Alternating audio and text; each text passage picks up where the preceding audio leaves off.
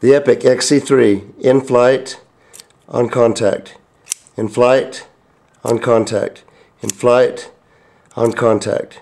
The EPEK X-C3, killer accuracy. In order to put it back, if you put this up like this, you will not get the head back up. The triggers are on the wrong place. These need to be open to close. Opens, close. This is the EPEK X-C3 in live mode. It is ready to fire, it is ready to shoot. The O-ring holds the head from coming back off inertia coming out of the bow. That's all it does. It does not do anything to hold blades, constrict, or anything like that. It just adds friction. As this pushes back, with 7 pounds of pressure is all it takes to push that back. Once it hits the impact of the hide, then it pushes the O-ring back into this position, the head is pushed back into that position, and the blades are open.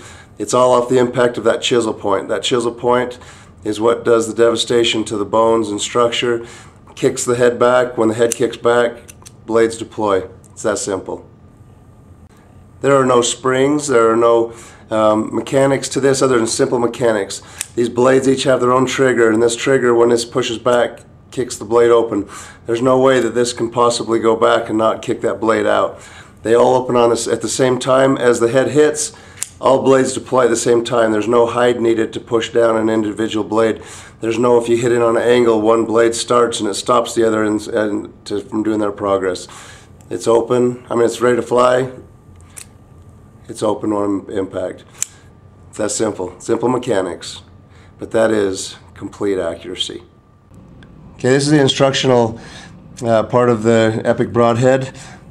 This has a set screw that when that set screw goes, it's right in here, and it's in that shroud, underneath the shroud on the inner piece. And then when that pops back, it allows this to slide up and down. If we want to take that out of that live mode, or if we want to change a blade, we put the Allen screw or Allen wrench that comes with the broadheads, and we put it inside there. Pull that screw out. It's a little tiny screw, and then the entire head comes off. All the blades are exposed. That's the whole mechanics to the inner piece. It just has 3 blades that are all screwed in individually with the same size. If I want to change the blades, I just take the Allen screw and I put it in one of these, unscrew it, pull the blade out, put a new one in. If I'm putting it into practice mode, I line up the hole with the single hole. There's a single hole on the shroud, and then there's the slider spot. That's live. This is practice. I put it over the top of it. I slide it down till I line that hole up. I put the screw back in.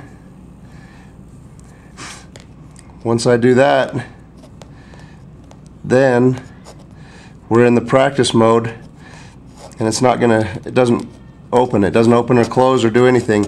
I can take a few shots with that, make sure that everything's hitting right where I want to. Once I have the confidence that this is hitting right where my field points are hitting, then I can simply get the confidence of that, unscrew this again, and reverse the whole order. Take this off, put it over to the live mode, put it back on, line those 2 holes up.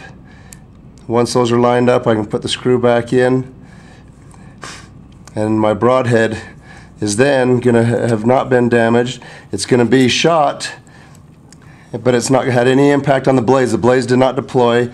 Now we're ready to go live mode. It's a broadhead with a practice mode and a live mode.